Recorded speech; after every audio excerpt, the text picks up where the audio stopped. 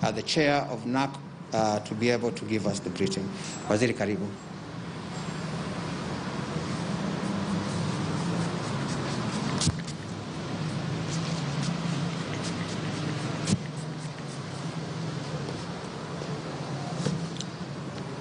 Thank you very much, ladies and gentlemen, the IG, Head of Public Service, members of the Fourth Estate. Good afternoon, and once again also, let me also apologize alongside my colleague for the slightly late start.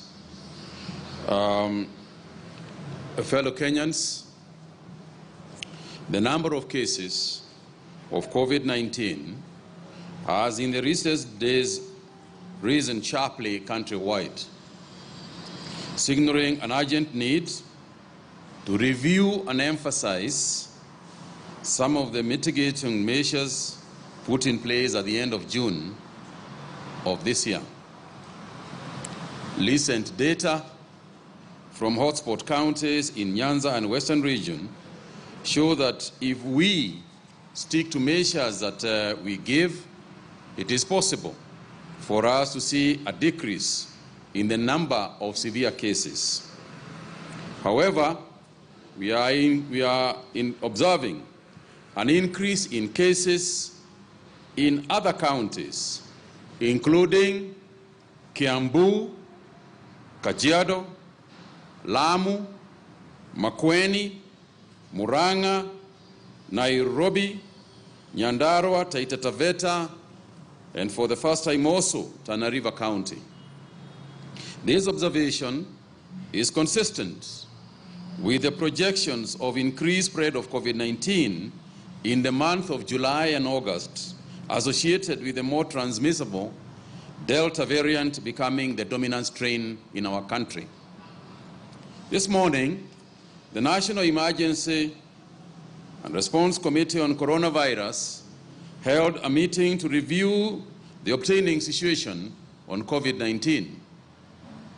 The meeting considered recommendations from the National COVID-19 Modeling Consortium following their meeting held yesterday, Thursday, 29th July.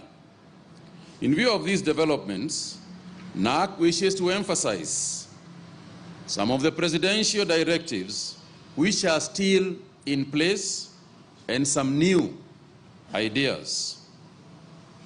In line with the directive to avoid crowded places where transmission has been shown to be more likely, we once again emphasize that all public gatherings and in-person meetings of whatever nature are suspended countrywide. In this regard, all governments, including intergovernmental meetings and conferences, should henceforth be converted to either virtual or postponed. And there are several meetings that even the government itself had planned in the coming 30 days. All forms of physical congregational worship in the country, churches, mosques, and temples, be permitted as per the guidance of the Interfaith Council and the interfaith protocols that have been developed, but which in the recent past seem to have been abused. In-person worship should be limited to 1/3 of the capacity of the venue in strict adherence with the guidelines and protocols of the Ministry of Health. While indoors, maintain a physical distance of at least 1 meter between people. It is not enough that we have 1/3 of the people inside the church. The idea is to distance. That's why we have got 1/3.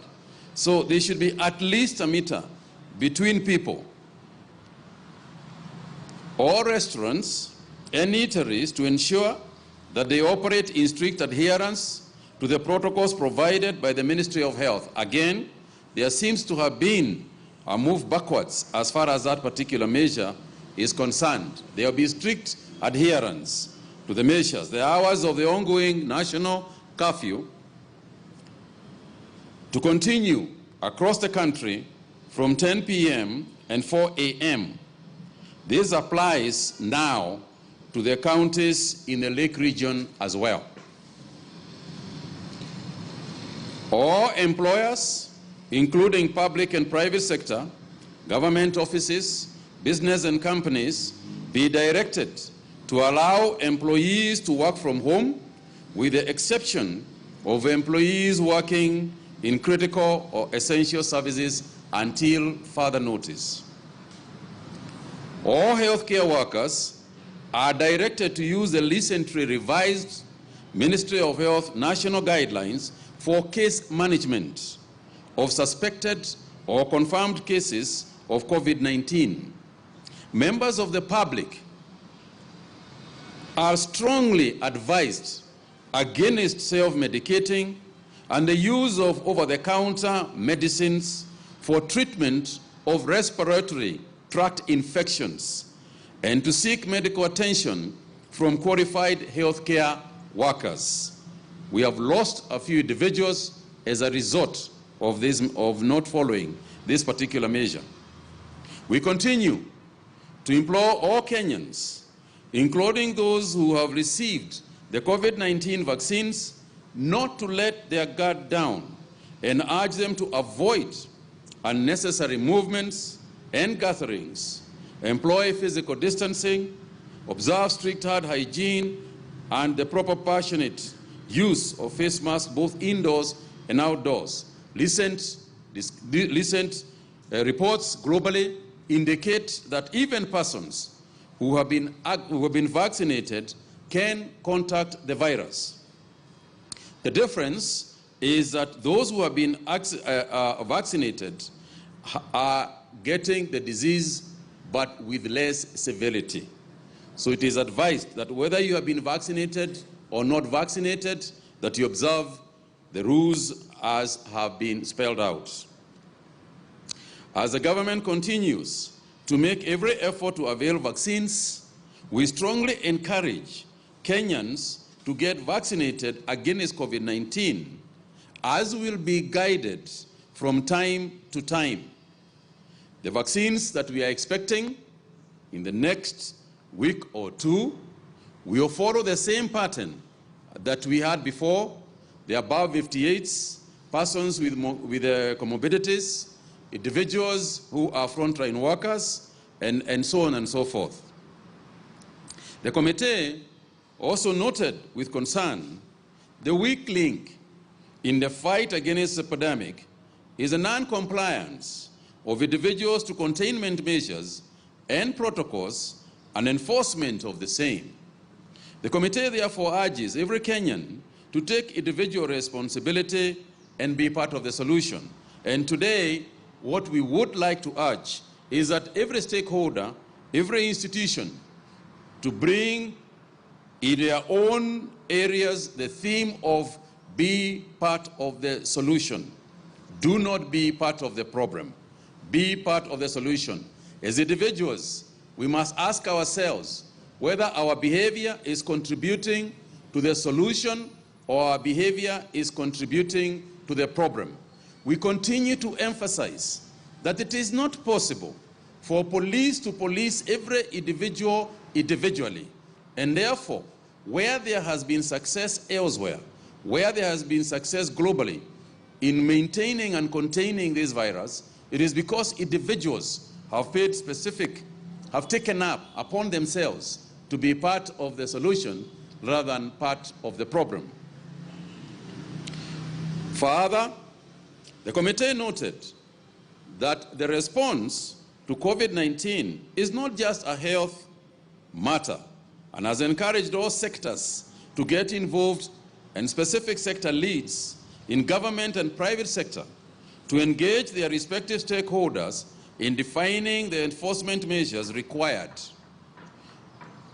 Sectors of particular interest are trade and industrialization, transport, education, interior and interfaith council. Sectors will lead in addressing the country on these measures in the following few days. With regard to the education sector, the current evidence and data does not reflect increased cases among learning institutions, notwithstanding the morbidity and mortality among school-going children has been extremely low. For that reason, and in the meantime, to ensure safe and continued learning in our education institutions, all teachers are strongly implored to present themselves for vaccination against COVID-19. This is to safeguard not only the future generation by ensuring that we continue with the education in our schools, but also is to protect the teachers themselves, particularly those of above 58 who we have continued to implore to work from home. With regards to counties, as the government makes arrangements to install oxygen plants, counties are urged to ramp up efforts to install oxygen piping in their healthcare facilities to ensure maximum utilization of the plants. There are about 23 counties that are going to be receiving oxygen plants by the end of August. And for them to be effective, for the plants to be effective, there has to be piping in the hospitals where these oxygen plants are being installed. And therefore, as far as those counties are concerned, and indeed in all counties, what we are asking is that we pipe the oxygen instead of relying on oxygen cylinders. This is because, as we stand currently, our hospitals are fairly full, and we want to emphasize that the saving grace in most of the case management is the presence of oxygen or the availability of oxygen. Experience in other countries also showed that those countries that had sufficient oxygen managed to save more people than those without. And it's not just oxygen, it's oxygen that is properly examined, of a quality that passes the standards that we have set to ensure that people are saved. We urge the counties to actively also ramp up the necessary infrastructure, including the critical care facilities, the isolation centers, human resource, and testing capacity. And in terms of the testing capacity, the national government will also be placing PCR test capacities across the counties and increase over and above the over 20 testing facilities to make sure that almost every county has got a testing facility. Counties are also urged to ensure that they have adequate PPEs in all the hospitals, including the level 2 and level 3 hospitals, where more and more people are presenting themselves. And for the healthcare workers to ensure that as a matter of procedure, as a matter of regular work, they stay protected with the proper PPEs, because persons are walking into hospitals, and if you contact the disease at that point, then we have the same challenges that we began at the beginning of this year. And in this regard, the Ministry of Health has also directed that KEMSA supplies PPEs to counties, even if, despite their pending bill status, because there are counties that are saying that they are unable to get PPEs on grounds that they have not been paid by the Treasury. In turn, KEMSA is refusing to give them, so NAC has directed that it doesn't matter whether a county has paid his account or not, let every county be given the PPEs that are required for protection of our people. And finally, is to ensure that we enforce the 72-hour period of disposal of our deceased persons, and to ensure that licensed funeral homes adhere to these guidelines. One of the reasons why this is so critical is because of, as people, if we have people staying in hospitals for too long before disposal, what is happening is that then people start funeral meetings, and in those funeral meetings, we are experiencing increased transmissions. So we would urge that within 72 hours, we try and rest our loved ones. And we are grateful, particularly to the Muslim community, because of the examples they have shown in terms of disposal in accordance with their religion. But also we would urge the rest of Kenyans that this is one time when we would urge that no matter how we feel, no matter how pained we are, we still need to adhere to the rules. And the funeral homes, including government, mortuaries, and institutions, have been asked to ensure that this is what has happened, and this is what should be done. Again, on the issue of funeral services and burials, we have also emphasized that GAO will forthwith, and they will be calling a meeting, Interior will be calling a meeting to discuss this matter with chiefs, sub-chiefs, and other enforcement agencies to ensure that funerals are attended by the 50 people that we had proposed earlier, because if we do not follow those protocols, then we will be going to bury our loved ones and then follow with more funerals of the same people from the same families, as has been evidenced in some of the cases that we are now dealing with. So, ladies and gentlemen, the main issue today was to deal with the situation as we see it, to emphasize some of the measures that are already there, but also to warn that we cannot hesitate to take even further measures if we see that the adherence to the measures that we are taking are low. Of importance is also the emphasis on the stoppage of gatherings, even those of a political nature. And I want to emphasize here again that we want to be part of the solution.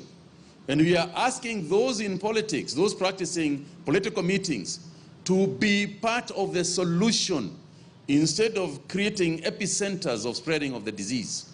So I want to pause there for a minute and ask the IG to weigh in on this issue as I come back with some of the other figures that exist, that we have today. Let him sanitize.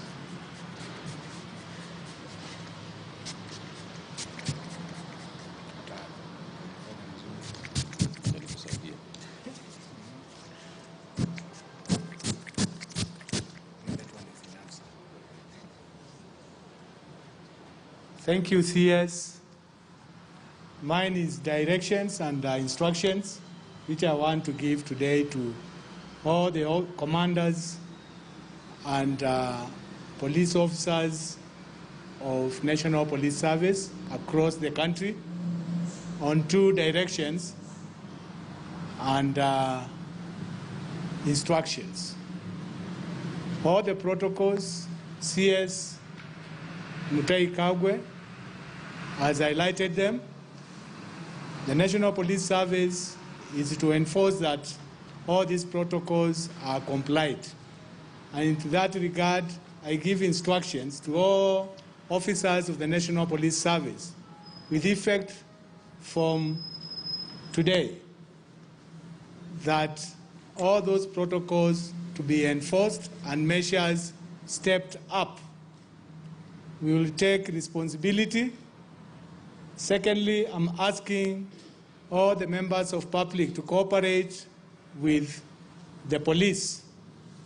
You keep yourself safe, and I promise and assure you that you have no problem with police. Be in the right place at the right time. During the curfew, I would urge all the members of public to stay at home. I have no other new instruction I'm giving because my simple job is to enforce there's no public gathering, political rallies. We are not going to have discussion of these matters. Officers take instruction on this, including the commanders. Those meetings have already been prohibited. Ours is to ensure that no such gatherings which endangers the life of the other citizens. You play your part as members of public. The officers of National Police Service will also be able to cooperate with you. When you don't cooperate, we will use all measures to ensure that you are going to cooperate. All the protocols have been stipulated, highlighted.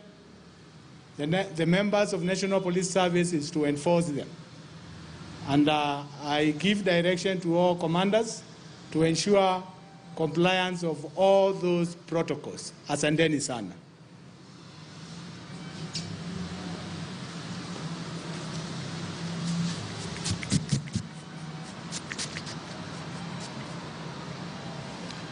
Thank you very much, IG. I think that the only other thing to emphasize as I conclude is that is to appeal to Kenyans that the reason why we are doing these things is now evident.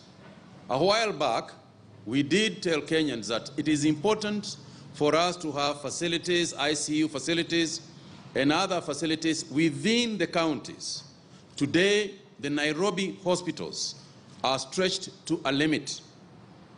And the truth of the matter is that if you fall sick today, within this county, you are very unlikely to get a hospital bed.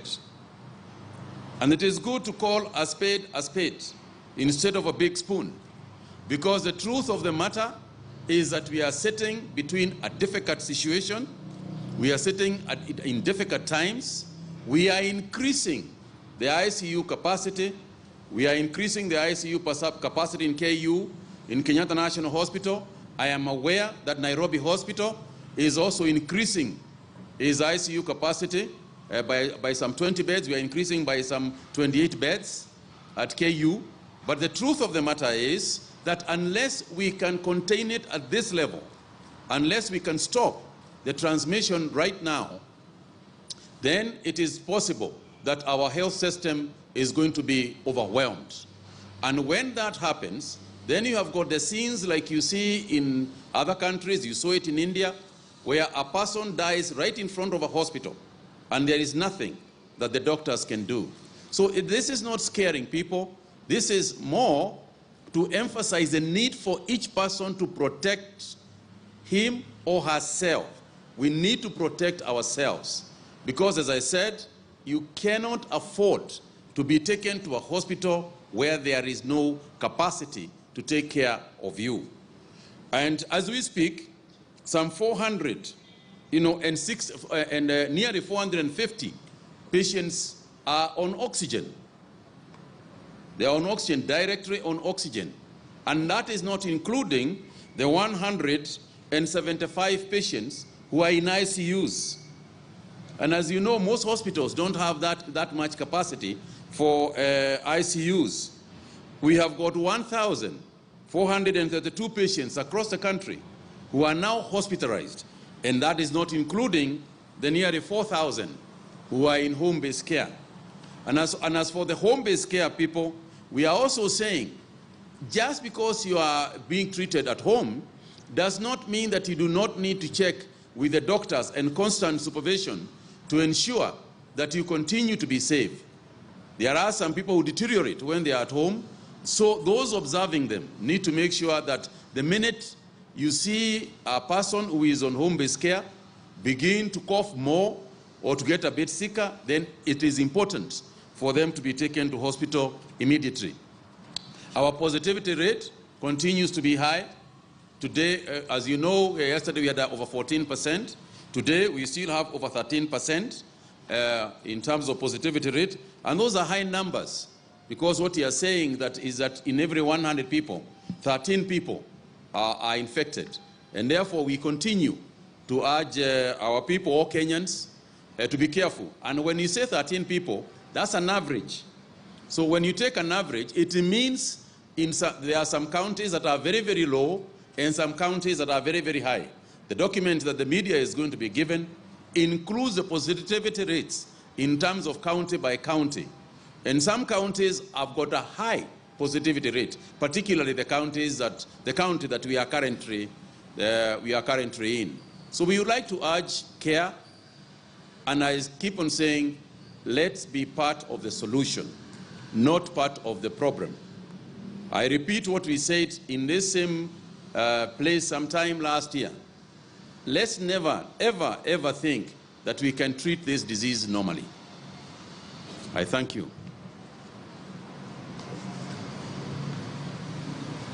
Thank you very much, Waziri. Ladies and gentlemen, it is your turn now to ask questions. Please remember your name and the media house you represent, and keep it within the scope of today's briefing. Thank you. Who would wish to go first? Zainab Mohammed, TV47. Bona CS, on the ban on political gatherings, it has been placed before, and yet we have seen political rallies being conducted countrywide. So my question is, what will be different this time round? And then number two, in terms of COVID-19 in schools, there was a school yesterday near Ngorano Secondary School that recorded a total of 104 cases out of 118 samples.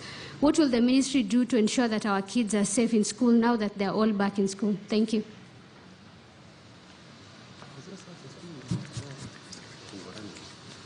My name is Mutahi Kagwe from Citizen TV, and I just have one question. Some studies internationally have shown that Moderna and Pfizer seem to be quite effective on the Delta variant.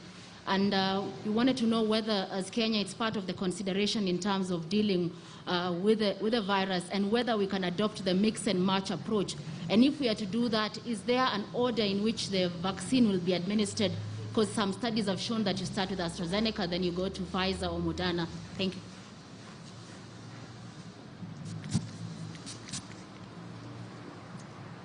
My name is Seth Olale from NTV.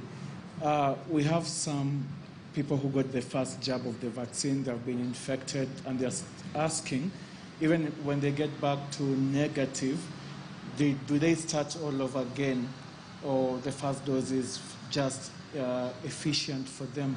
And just to reiterate what my colleague asked, Mr. IG, politicians are still defying the government's directive. What they'll do, they'll go to church, and when they leave that church, just at the doorstep, they will wave at the congregation and pull a crowd. So the presidential directive has been so clear, but months later down the line, nothing is happening. We are seeing those politicians being super spreaders, but nothing is being done. Is it just a matter of talking, or will we be seeing stringent action? Thank you. Just one more. Yeah. Just one more. One last one. My name is Philip Murutu from K24 TV. My question pertains to the transport industry. We have seen the laxity, the matatu industry going back to the full capacity operation. We are observing, in those that are observing, they're observing inside the matatu, but in the bus stations, you find crowds.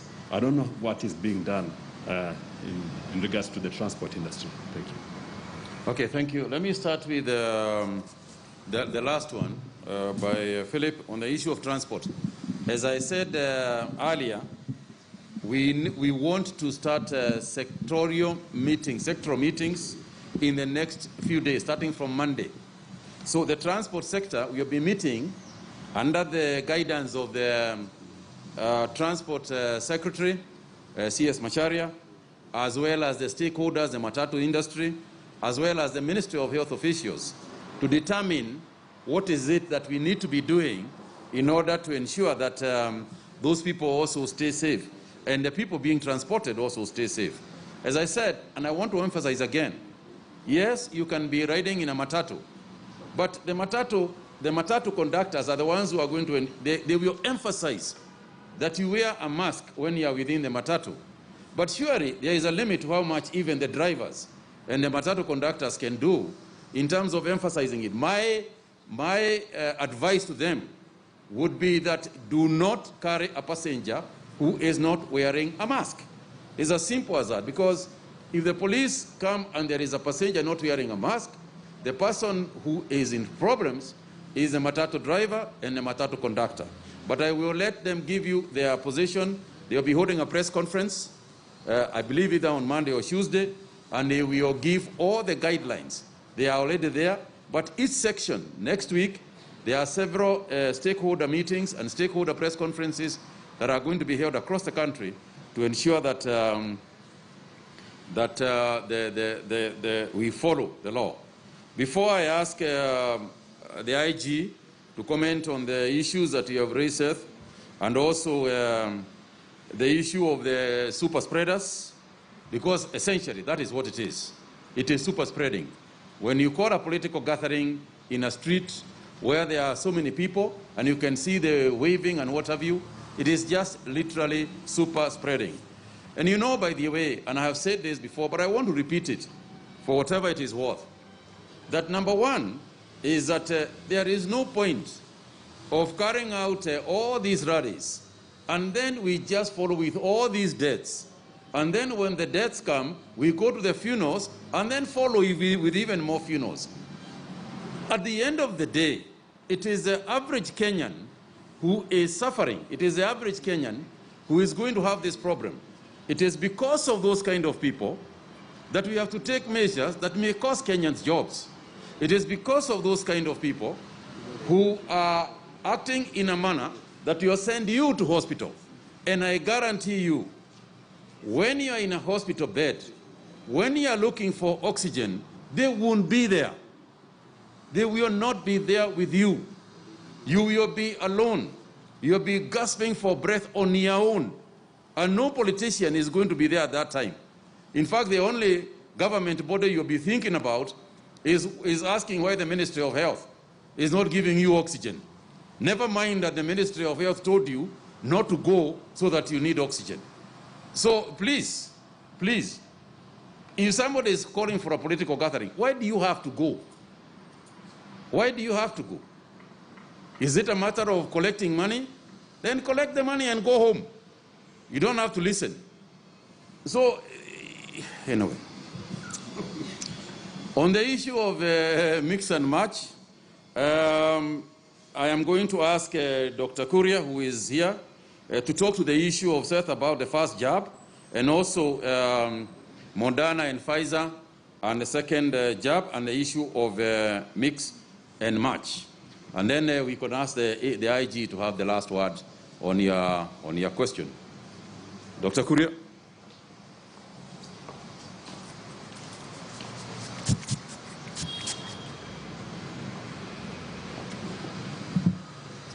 Thank you very much, CS, members of the Fourth State. This issue, I think, has been discussed severally in a number of our briefings recently, and it continues to elicit different reactions in people. And I think it's based on a study conducted, a few studies though, that have shown more efficacy of certain vaccines given one following the other. I think specifically it was about Pfizer given after AstraZeneca showing more efficacy and probably eliciting more immune response. And therefore a few jurisdictions adopting that mode of mix and match, AstraZeneca, then followed by Pfizer. There are, of course, certain regulatory issues that will arise from that, and that the National Task Force on the vaccine rollout is addressing, noting that the WHO has not given any specific recommendations on this mix and match, and different jurisdictions have been left to issue guidances that are country-specific based on those few studies that have been done. As a ministry, also based on our shortages in vaccines and the supply chain challenges that we have, I'm sure that I can confirm to you that the National Task Force on Vaccine Rollout is considering this and the best option they're going to adopt, and this will be advised in due course. In the meantime, we are still encouraging that those who got AstraZeneca initially, it's encouraged that you still get your AstraZeneca if you can get it. As we continue, we advise them later on how that mix and match is going to work in the country. You are also aware about the issue about recent concerns, initial concerns of the effectiveness of the AstraZeneca vaccine on the Beta variant, which I think has since been debunked.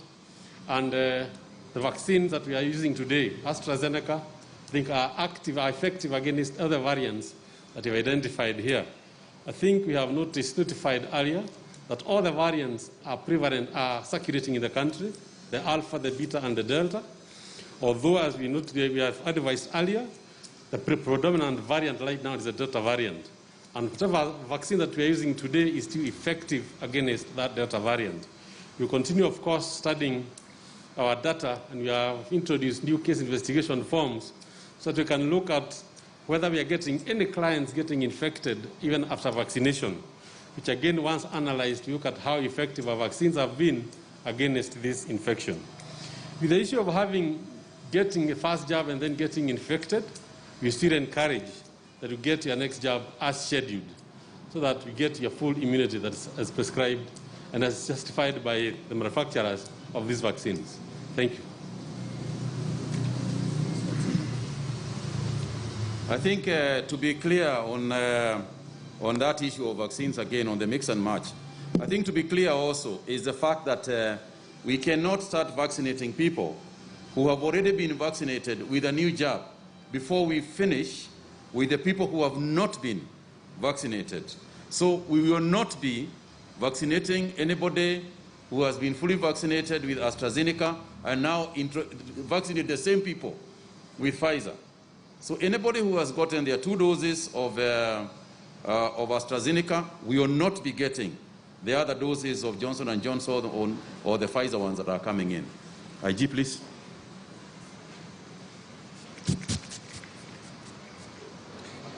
Thank you, CS. I need to clarify on the issue of the political rallies. And in my announcement and directions and instruction I've given to all members of the National Police Service, I was very clear. These meetings, according to the MOH protocols and presidential directions, stands banned. And the members of the National Police Service will enforce those directives exactly the way they are. I also asked cooperation from the members of public, Wananchi and Kenyans, that keep your compliance and cooperate with the members of National Police Service. We'll have no problem. I've given and renewed the direction with the effective from today.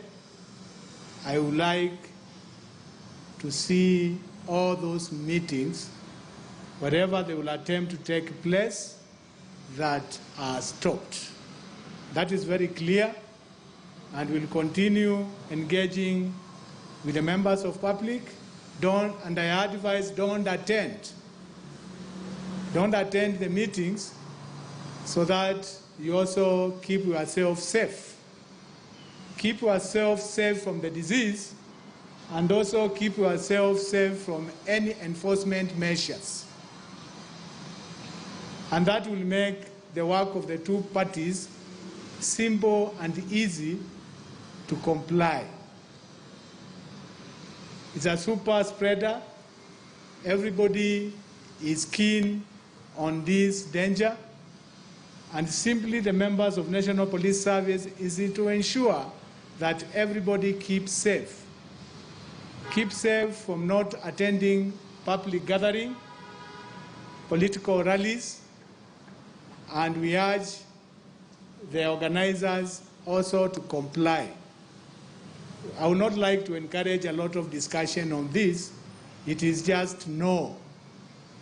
The big N and the big O, no public gathering. And those are instructions I've given to the members of the National Police Service. Thank you. Thank you very much, ladies and gentlemen. That brings us to the end of today's media briefing, and thank you so much for the question that you've been. You want to take? All right, so several things have been mentioned during that joint press briefing that has been led by Health Cabinet Secretary that is Mutahi Kagwe. Let me just give you a short brief of the most important points that you need to take away for our viewers here on a KTN News Desk. So one, 450 Kenyans are currently on oxygen, 175 have actually been admitted in ICU, 1,432 are admitted in hospital with COVID-19, and 4,000 are under home-based care, making the positivity rate of the country to stand at 13% as of today. And when it comes to the curfew that was put there by the president, it is that the curfew has been extended from 10 p.m. to 4 a.m. This curfew also applies to the Western and the Nyanza regions that were earlier on put on the 7 p.m. to 5 a.m. So now they join the rest of the other the rest of the country in that 10 p.m. to 4 a.m. curfew. And the minister said, the cabinet secretary also says that at least 23 counties will be getting oxygen by the end of August. That is next month, clearly, because you're beginning August as from the 1st, as from Sunday. So 23 counties to get oxygen by the end of August. And the other thing that he says that they're still asking Kenyans to ensure that they dispose, actually they bury, not rather dispose, but they bury their loved ones who've died within 72 hours as a way of avoiding public gatherings here in the country, because it seems as a way of trying been seen as a super spreader. That same message has been extended to political leaders, with the CS asking political leaders to play their role in ensuring that they avoid political gatherings which have been looked and termed as super spreaders. And the last one is that KEMSA has been directed to give counties PPEs despite the pending bills, the pending status of the counties, because this is something that the county governments were saying they cannot get PPEs from KEMSA because of the pending bills that they have. So KEMSA has been directed by the CS of Health to distribute PPEs to all the counties despite the pending bills that they have. So he's talked about so many things, also urging teachers to get their vaccines, and also saying that when it comes to learning institutions, especially in public school, I mean all the schools here in the country, it's not been seen as a point of a super spreader. Cases of COVID-19 have been low within the learning institutions, but asking teachers to get vaccinated. So many things the CS has talked about. So for much more of this, you can definitely go to our YouTube website just to get the full press briefing by the CS together with the IG, also saying that police officers will ensure that the authorities ensure that Kenyans actually adhere to the COVID-19 rules that have been put in place. And so bringing me to the end of a KTN News Desk, I'm just winding up, just remembering about the vaccines, AstraZeneca and also Johnson & Johnson. Just for a minute, let me ask my director for a minute. The government also says that those people who've been fully vaccinated using the AstraZeneca vaccine will not get the Johnson & Johnson vaccine. The Johnson & Johnson vaccine that is expected here in the country as from next month will be given to those people who've not been vaccinated. So that's why the government is saying that they will not, their focus will be on the people